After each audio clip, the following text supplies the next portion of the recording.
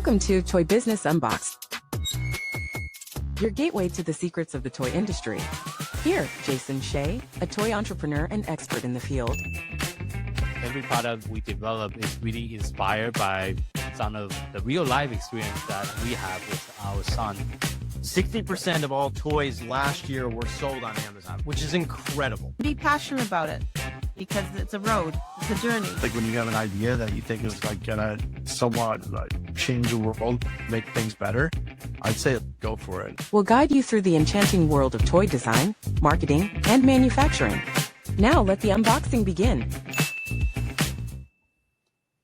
Welcome back to another episode of Toy Business Unboxed podcast. I'm your host, Jason Shea. Today's guest is Dan, the National Sales Director for Watchitude, a brand known for a colorful, collectible watches and creative kids product. With background in printing, packaging, and product development, Dan has really helped grow the company into a strong specialty retail brand with broad appeal. So thank you so much for joining us on today's show, Dan. Thanks, Jason. Nice being here. Yeah, so for those of our audience that's hearing about your brand for the first time, can you kind of just share with us a little bit about the brand, what you guys do, a little bit of the story behind it? Me and my partner were in the printing and packaging business for many, many years. We used to do production overseas in Asia. Yes. So for many years, we watched other people do what we're trying to do now. And that's for the most part how the background sort of helped us to get to where we are today. I see. I guess let's go a little bit deeper. Why do you even started this business with your partner? Like, what was the story behind that? Well, the story, the printing business was a failing business. And, 10, 12 years ago, we saw that the internet was really thinning out margins in the printing and packaging business. So we always had a goal of bringing in product instead. So, we had an event happen in our other business and it spurred us to just start. And we came up with a plan and just started. Mm-hmm. Yeah. I see. Got it. And what are some of the first product you launched when you first started the company? Well, the Slapwatch was our original product. That's why the company is named Watchitude. So before we did anything else, all we had were Slapwatches. It was our first product. Yes. I see. Yeah. Got it. And were you a product designer by trade, or how do you come up with the product idea? Not really. The funny thing is I'm just a salesperson by trade. I am a graphic designer, although not a very good one, but do know how to use a computer. But no, I'm essentially just a salesperson by trade. But luckily, my partner is a very creative person. So he leads the product development team, and we're a good fit in that regard. I see. Yeah. And first of all, let's tell the audience a little bit about this product, because what does it do and how does it help? Well, the Slapwatch, when it first came out, was obviously very unique. There were not a lot of kids' watches out there. And, the Swatch watch phenomenon from when I was a kid was so popular that we thought we could sort of recreate that craze from the 80s. So, we made a lot of loud designs and we tried to make the line very wide. And that was our initial intent. I see. And since you originally launched the product, I'm pretty sure there's different version or different improvement that you have made to the product as well. How is the product has evolved over time? Well, the original Slapwatch, I can tell you, it hasn't changed much. We've changed the box several times and we've made little adjustments here and there to the housings, but the actual product itself has not changed much since the original one. The company has, but that product itself has been pretty consistent over the years. Okay. And I did some research. You say it's also compatible with the Apple AirTags, so the parent can find out. Well, that's a different product. That's our tagged 2 product, which is AirTag accessory. So there we combined an Apple AirTag with our watch. And so we're able to pair those two together to make a new product, which is just launched recently. I see. So that's a newer one. I see. Yes, correct. You have so many different products in the product line, obviously. And I know the company as a whole is very design driven. How do you decide which trend to follow when you're launching new product, coming out with new product development idea? That's a very tricky question. Ideally, when it comes to trends, you really want to onboard early if you can. Yeah. So sometimes you have to take a risk earlier than you want to, but it also depends on who is telling me about this trend. So if I'm hearing from a lot of my customers saying you need to make, a palm tree watch or a palm tree whatever, we'll fast track it to the design room to see what's going on versus, maybe catching a wind online or hearing it from, maybe a third party. So it also depends on who I'm hearing it from as to how fast we will jump on it or, perhaps let it pass by. I see. Got it. And what is your goal, like annually? Do you have like a target for how many products you're launching every single year right now as a company? Obviously the goal of any company is success. So, my goals are having successful sales and product launches, all year. Obviously we're involved in a lot of philanthropic organizations. So our goal is to also help people as well. So we have multiple things we're trying to accomplish every year. Obviously with greater sales equals greater giveaway. So, we can do one thing helps the other. Yeah. So I want to kind of dive a little bit deeper into that because obviously there's a lot of different ways that you can sell toys and game product.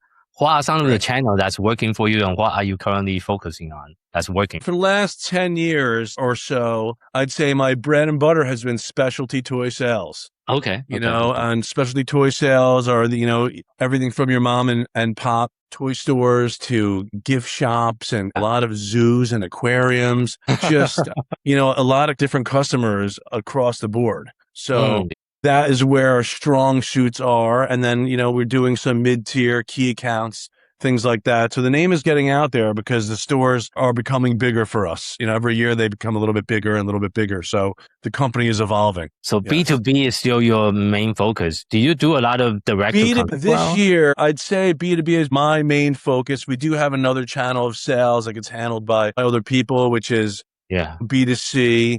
Yeah. And we do have a lot of live streaming that our social media group does. And that spurs a lot of online sales and B2C and collecting and all those kinds of things. So, that's not my world, but we have been very successful doing that thanks to some key people we brought in. Okay, congratulations.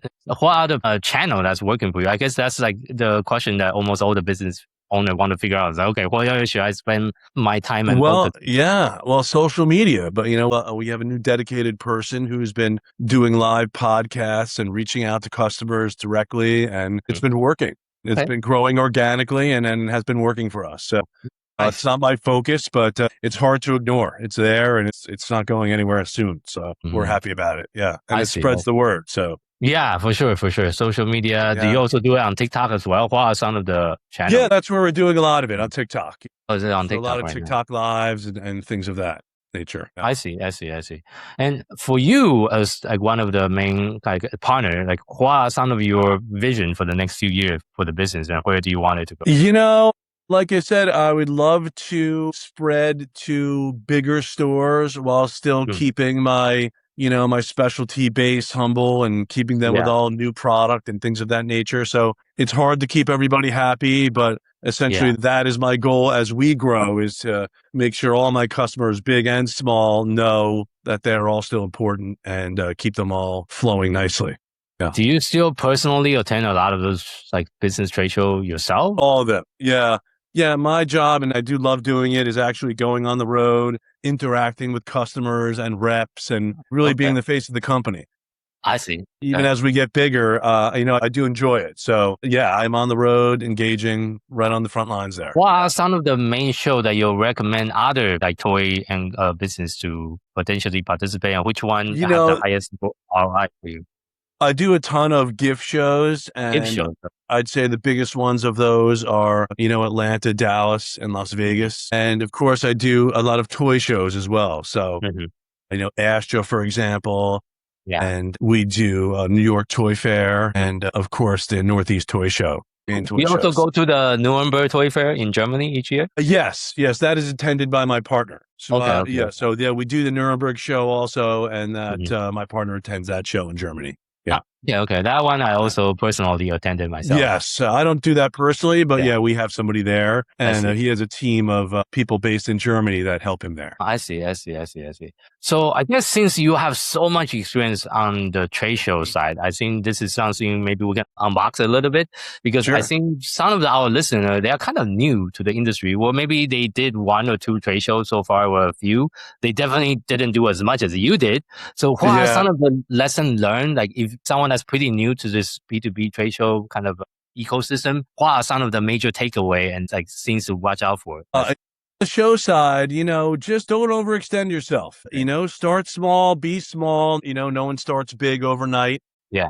You can make a big splash if you want, and hopefully, they embrace you. But Yeah. a lot of these shows are just being around. And if you're around long enough, people notice you. And if you're nice and you're good, then people will notice you quicker. But I think just being there and being part of the specialty toy community is the first step to getting noticed by the people you want buying your product. I see. Yeah, I do agree with that because I think there's a lot of networking that's also happening after the show floor is closed too. That you can attend a lot of the different networking events, get to meet other sales rep or even retail store owners and just get to know people in the industry as well. Yeah, of course. I mean, that's the goal, right? Yeah, I think that's the part that, why people go to the show is still that connections that is hard to replace by, the digital meetings and all that. It's just That's different. true. Face-to-face is a really ideal way to get those things done. Yeah. Yes. Well, that's why people still go to the show, right? Otherwise, we can just do it online. We can just have a giant Zoom meeting with 100 people in it, but it's probably not going to work very well. Yeah. But going back to your product line, so obviously you mentioned that you're also working on a lot of different products and all that. And on your product line, how do you keep your product line feel fresh without losing some of the core identity of the brand? Our DNA is fun, but when I point to how we're keeping it fresh, I just say design. Design. Okay. Our design development department is really what keeps our engine humming, and they're great at what they do. And I'm so impressed they come out with this great stuff, all the times. Nice. That's I depend on them for that, and they do a great job. So I see. Just curious, how big is your team right now? How many full-time? We have in the States 8 full-timers and 1 in Asia. Okay. And of course, we're always bringing in, if we have big projects coming up, I bring in some temporary people if I need to. So, I see. It fluctuates. And like I said, we're growing. So, yeah, you never know how big the team will be this time next year. Hopefully much bigger. For sure. Yeah. I think it's just on how do we make sure people are empowered so they can do more work. Even before this recording, we're talking about all the AI processes I'm building for my own businesses and with my own team as well. Since we have about 20 plus employees, it's just a lot of people, a lot of hands into everything. Sure is. The more people, the more, the more things you're dealing with. So you know that more than anybody. For sure. So, and I guess one more thing I want to ask is for you, based on your experiences in the industry right now, if you're coming in today, like as a newcomer, what will be the thing you were focusing on if you restarted your business like today in 2026? If I were talking to somebody who was fresh in the industry, because this was when I started this company, we were fresh in the toy industry too. We didn't know a lot of things. I would say ask questions. Because, there's a lot of people around that are willing to help. And, once you figure out how the system works, it's just a matter of a product and plugging it in. So my advice would say ask questions to anybody and everybody who will give you advice. And then the more you know, the more prepared you are for the problems that come up. Okay, that's a good advice. And I guess the best way to do that is attend one of those trade shows. Well, like I said, being around, you'll be interacting with people constantly. And I'm not just talking about other manufacturers, store owners, manufacturers. There's all people that are all a big piece of the puzzle, and they're all willing to help you, if you're willing to ask questions and learn. Yeah. And over the year, what are some of the things that you noticed since you first started in the industry that's very different when you first started? Well, like I said, the more you learn, the easier things will be to navigate. So I have learned to be able to spot product. That's something that's easy to do after you've been around a while. Of course, I'm not 100%. You think you know what's good, what the winners are and the losers are. Yeah. But so that seems to come a little bit easier than the past. And of course, the networking. So, if you have problems now, I've learned to network when I have questions. And being that customers want to see stuff from us, new stuff from us more than ever, networking is more important because then I can run by products to store owners or to reps. And, at the end of the day, everybody has to buy in, not just me. So the bigger your network is, the more people you have to bounce ideas off of and to ask questions to. True. Looking back, will you say is that one of the biggest reason of your success so far? Is it the networking or is it any other strategy? When it comes to the specialty success, I tell you, I will, I'll start with the reps and end with the retailers because they're all a big part of the process. And if one of those people doesn't buy in, it doesn't work. If the rep doesn't buy in, the retailer won't see it. And if the retailer doesn't buy in, then the customer won't see it. So if everybody's on the same page, then the process is much smoother. And like I said, without an army of reps to go out there and show the product and show their customers, what do I really have? So I'd say my team of reps and my team of retailers is really what makes my company move on a daily basis. I see. I want to actually introduce a little bit of a controversial topic because I know Faire has been big in the industry and it actually disrupt a lot of the old way of doing businesses, obviously. From your observation based on, your own business, was a dynamic between the rep, the retail store, where, pretty much Faire is an online version of all that that people can do. What are some of the things that you notice and how have you adapt with some of the latest like technology and like software tool that people's using in the industry right now? Well, I could tell you Faire was most definitely a disruptor.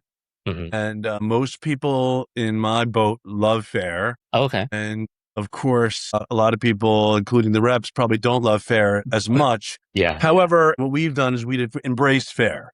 Okay. I've told my reps that if it's, if your customer is on Faire and they're buying from me, I want to take care of the rep. I don't want to cut the rep out. The relationship wasn't started by Faire. It was started by the rep. So if I use both optimally, then it works to my advantage. And be honest with you, if a rep can't get to a customer and the customer can write an order on Faire, the rep is still doing. And they don't even know it. So many companies don't pay on Faire accounts, on Faire orders. We do. Oh, you do? Okay. I want to work with the rep. I don't want to work against the rep or compete with my reps. I want to work with them. So that's something we do for our reps. Yes. Thank you so much for sharing that. And I think that's also one of the key reasons to your success because you value relationship more than just the profit, which is very important. And that's kind of rare. One thing I learned my first year of doing this is that if you're not a nice person, people don't want to work with you. And that includes the reps. So, you want to be friendly with everybody because you know what? No matter how good your product is, one product doesn't make one rep or one store. It's the body of work. So it's easy for them to not communicate with you or to not sell your item if you're not on board with a team effort. Okay. Yeah. That's a really good solid advice. And that's how I feel about it. Yeah. Yeah. And thank you so much for sharing the way you handle it because a lot of people just don't know how to handle that. Well, it's a small industry. So, when you piss people off, word travels fast and, it travels just as fast when you do nice things. So easy decision for us. For sure. Okay. That totally makes sense. So thank you so much for sharing that. Is there anything else that has been working really well for your business that you would like to share with our audience so they have some fresh inspiration on how to grow their business as well? Well, I'd say be original. We don't like to copy other people's products. It's just not how we do things. We try to make good items. It has to be a quality item to fit in our line. And it's got to be, of course, fun. If it's not fun and excitable, then no one's going to want it. So of course, if you put everything together, then it really makes things work. Again, you want good items. You want original items, even if you take an existing item and make it better somehow. So we do a lot of that. I'll take a bag and customize it somehow to make it a little bit different, a little bit more Watchitude.